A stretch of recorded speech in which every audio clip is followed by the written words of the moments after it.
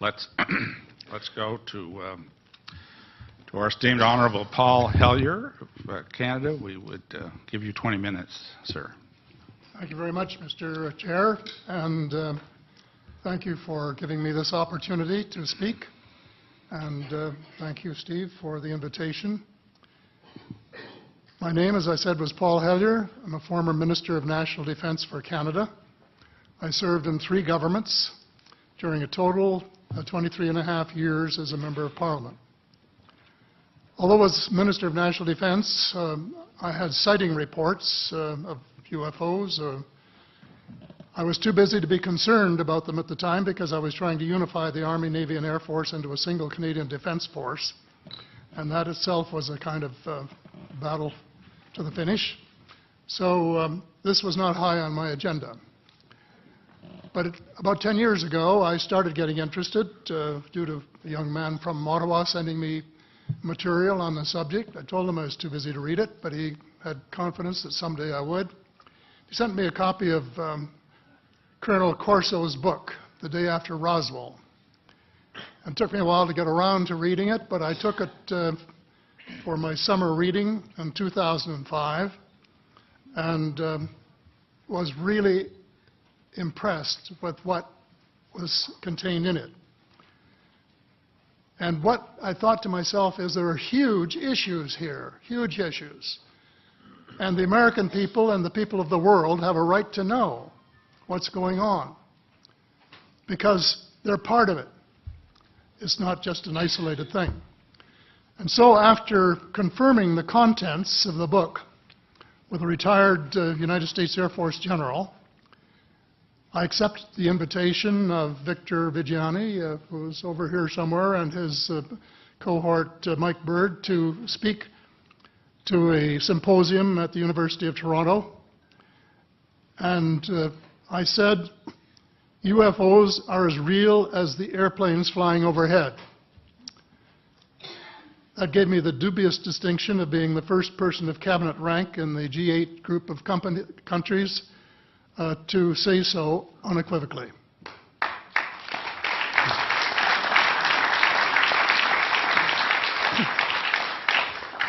Since then, I've learned a lot from many sources, including a number of the fantastic witnesses that we have heard these last 4 days. They were so outstanding, I was just really blown away with them, the amount of information that was available. And I appreciate every single one of them. But because I'm not a ufologist, I'm a politician, there are only a few things that I want to add in that particular realm. First is that about in the 1960s sometime, there was a flotilla of UFOs headed south that crossed into NATO territory in Europe. And the Commander-in-Chief of the Supreme Allied Headquarters in Europe was naturally very shaken. Fortunately, or maybe divine providence, before the panic button was pushed, the flotilla turned around and headed back north. Obviously, they had thought maybe they were Russian and they were very concerned about it. Anyway, an investigation was launched into this whole subject, and a document was prepared which concluded that at least 4 species had been visiting Earth for thousands of years. And this is my own view at this stage as well. So, except for that, there are just a couple of things that we've talked about that I'd like to refer to. And one was that we were referring to them as they until this morning when Linda Moulton Howe, I think she was the first one, actually named 3 different species. I have brought my latest book called Light at the End of the Tunnel, A Survival Plan for the Human Species, as an aide-memoire, and I name 5 different species here. I'm aware of more now. As a matter of fact, I saw a document just a few days ago that mentioned 20. And I think you, Mr. Chairman, were interested in some of the places they might come from. And I have in here Zeta Reticuli, R-E-T-I-C-U-L-I, Reticuli, the Pleiades, Orion, Andromeda, and the Altair star systems. So I don't think we can any more refer to them as they, because they're not an amorphous mass.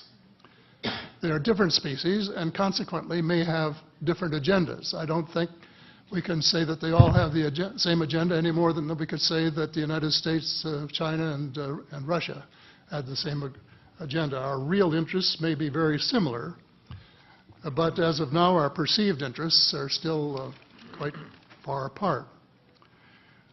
One more observation before I begin what I want to say, and that is that we spent quite a bit of time talking about the 66-year-old cadavers. And I was glad to have Linda this morning finally say that there are live ETs on Earth at this present time, and at least 2 of them probably working with the United States government. The other species that I learned about not too long ago was called the tall whites. And this is when Paula Harris broke the story just a few years ago.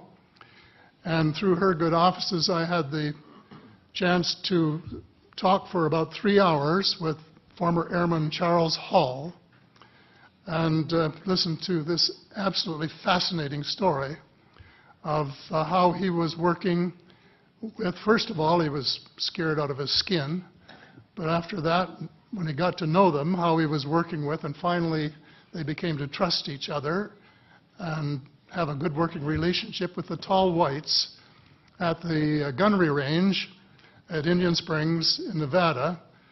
And these tall whites were living on United States Air Force property and working in cooperation with the United States Air Force and sharing technology with them. He wrote a book, incidentally, called Millennial Hospitality.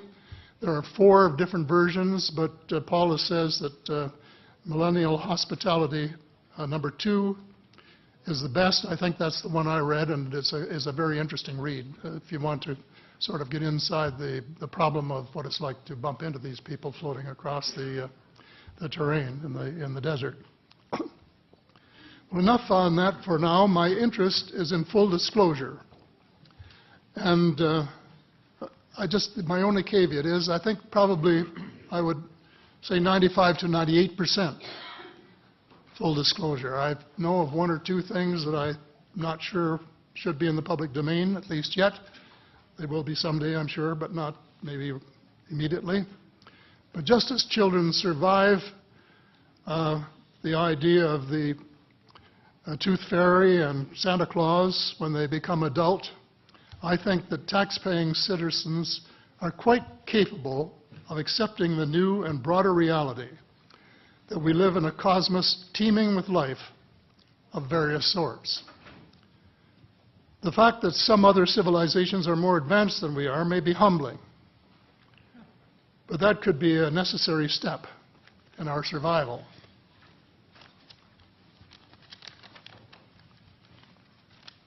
The world is an unholy mess. We have it best until the end of this decade. In my book, I said we have 10 years to stop global warming if we don't want it to be beyond the point of no return. 2 years has gone past since it was written, so I say we have until the end of the decade to arrest global warming. Yet our leaders don't even talk about it very much except in a superficial way. They appear to be more interested in starting wars to control more oil and, in effect, prolong the gravity of the threat. Of course, even if they took the problem seriously, they wouldn't have the finances to finance the transition from oil to the clean economy, to clean energy, because we have an infinitely silly banking and financial system in the Western world.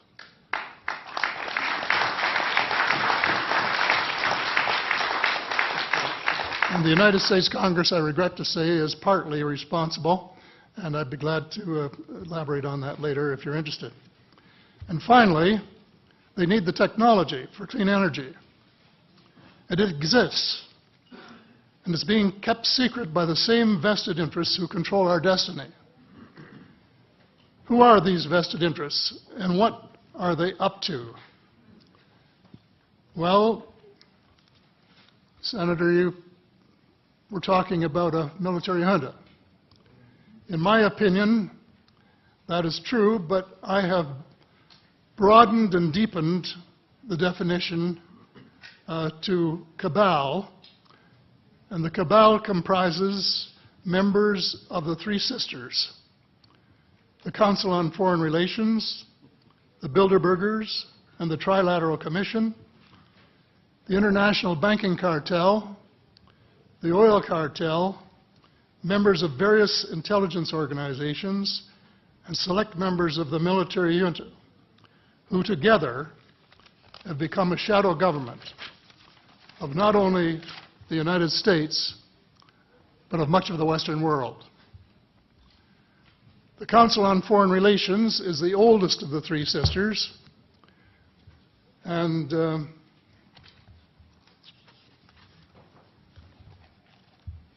as early as October 1940, years before Germany surrendered to the Allied armies and to vaporize Hitler's vision of empire, the Council's Economic and Financial Group drafted a memorandum outlining a comprehensive policy, quote, to set forth the political, military, territorial, and economic requirements of the United States in its political potential leadership of the non-German world, including the United Kingdom itself, as well as the Western Hemisphere and the Far East. The Council made absolutely no effort to disguise, where's that? Right next page, yeah. The Council made no effort to disguise the fact that the purpose of the Grand Area and later world hegemony was to support an expanding U.S. economy, to provide it with raw materials and markets for its products. This was labeled the national interest, quote unquote. It was equally clear that the national interest was the interest of the ruling elite, whose members comprised the Council. The real interests of the majority of rank-and-file Americans was never a factor in the equation. So,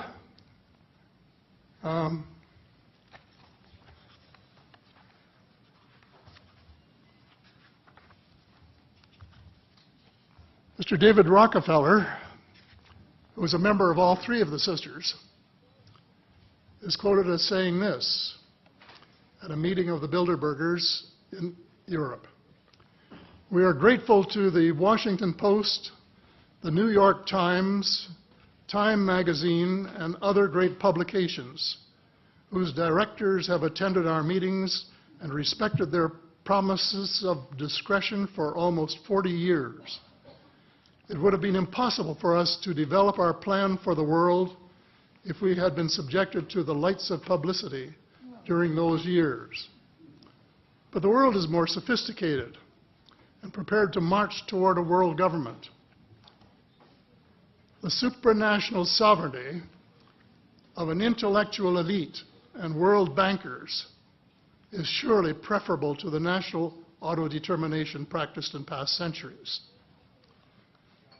He, of course, pretended he didn't say that, but the witness this is reported by Daniel Estulin, a thoroughly reliable reporter who has written the true story of the Bilderberger Group. And if you want to really get inside of what's been going on there for this long time, that's a good place to go. So anyway, you hear what Mr. Rockefeller said, and so there you have it. The aim of the game is a world government comprising members of the cabal who are elected by no one and accountable to no one.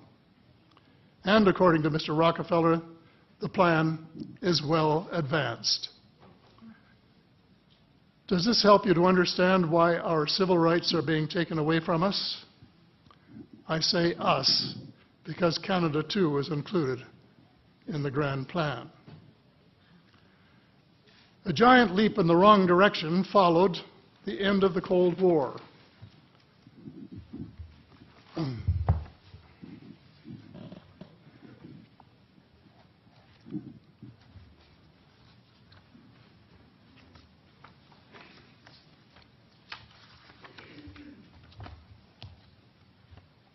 No one could have been happier than I was when the Berlin Wall came down on November the 9th, 1989. The elation on our side of the curtain was near universal, and very significant on the other side as one country after another regained its freedom.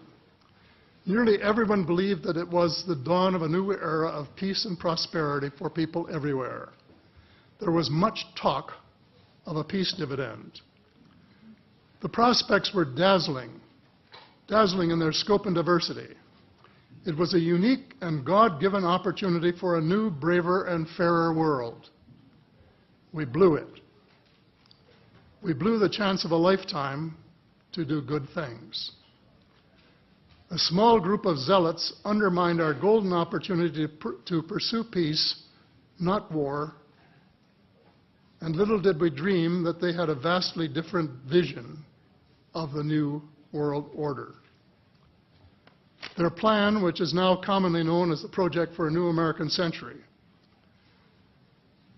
included preventive wars in clear violation of international law, regime change wherever and whenever the U.S. desires, and if they can get away with it without excessive casualties, and the establishment of a kind of economic and cultural hegemony with America acting as constabulary, quote unquote. That was their word, globally.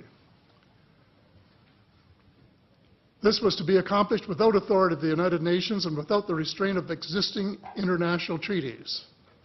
It would involve a military buildup unprecedented in peacetime history and could trigger an arms race, which is precisely the opposite of the peace dividend that the world had rightly looked forward to. The Machiavellian scheme involved secret police, the curtailment of civil liberties in defiance of the U.S. Constitution, and a moribund economy operating way below its potential. Exactly those features for which the Soviet Union was held in contempt. The initial draft of the document was so controversial when it was leaked to the New York Times that it had to be rewritten, but it was not changed very much, just the cosmetics, enough to make it politically acceptable.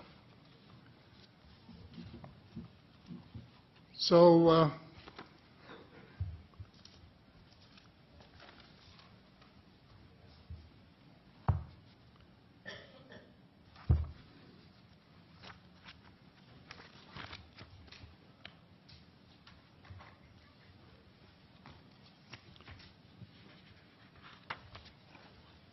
I have a few minutes here to my bearings.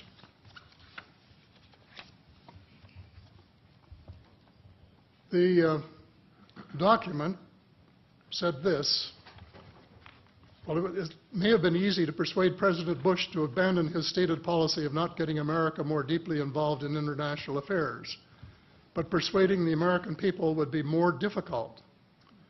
Sophisticated Americans would question such a giant sea change in policy. The authors of Rebuilding America's Defenses, Strategy, Forces, and Resources for a New Century recognized this difficulty from the outset because their document contained the following sentence: further, I'm quoting, further, the process of transformation, even if it brings revolutionary changes, is likely to be a long one, absent some catastrophic and catalyzing event, like a new Pearl Harbor. Well, it wasn't too long before they got their catastrophic and catalyzing event. Terrorists struck the World Trade Center in New York and the Pentagon in Washington on September the 11th, 2011. And incidentally, they have removed the sentence about Pearl Harbor in the document that you can now get if you went to the internet to find it. Almost the whole world mourned.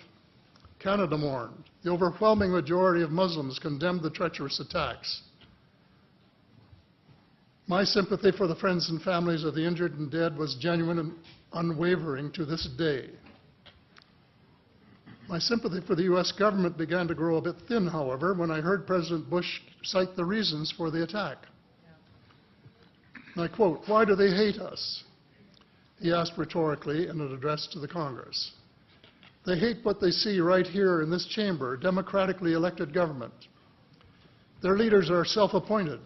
They hate our freedoms, our freedom of religion, our freedom of speech, our freedom to vote and assemble and disagree with each other." I felt sad when I heard the President's word. I assumed that he believed what he was saying. But if that were true, he was profoundly ignorant of the real thoughts and feelings of people in other parts of the world.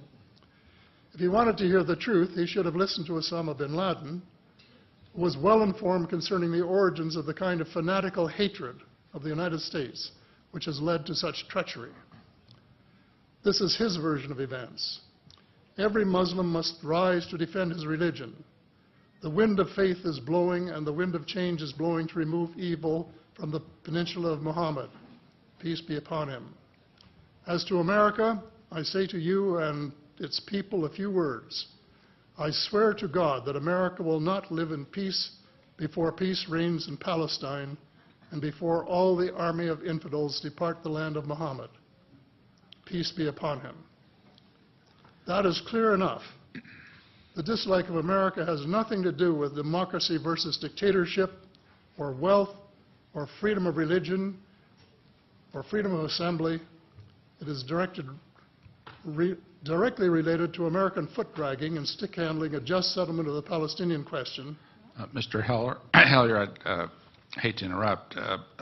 Time has expired, but I'm very happy if the panel has no objection to allow another minute or two to finish your statement. How much time do you think you need to finish it? I think probably somewhere between 1 and 5 minutes, most. I think we'll give you 2 minutes to finish your statement, as much as I'd like to grant more. Thank you.